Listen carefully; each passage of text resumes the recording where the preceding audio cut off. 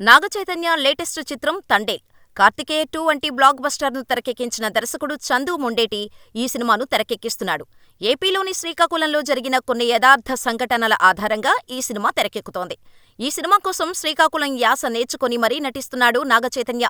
Love story cinema తర్వాత నాగచైతన్య, సాయి పల్లవి చేస్తున్న రెండో సినిమా ఇది. ఈ సినిమాను ఎక్కువ భాగం ఉత్తరాంధ్ర, ముఖ్యంగా విశాఖపట్నం, శ్రీకాకుళం ప్రాంతాలలో షూట్ చేస్తున్నారు మేకర్స్. అయితే ఈ సినిమా షూట్ సమయంలో విశాఖపట్నం స్థానికులకు తండేల్ షూట్ ఫినిష్ చేసేలోగా తానే స్వయంగా ఉత్తరాంధ్ర వారి స్టైల్లో చేపల పులుసు వండి పెడతానని మాటిచ్చాడు నాగచైతన్య. ఇప్పుడు ఈ సినిమా షూట్ చివరి దశకు చేరుకోవటంతో ఇచ్చిన మాట ప్రకారం స్వయంగా నాగచైతన్య చేపల పులుసు వండి అక్కడి స్థానికులకు వడ్డించారు.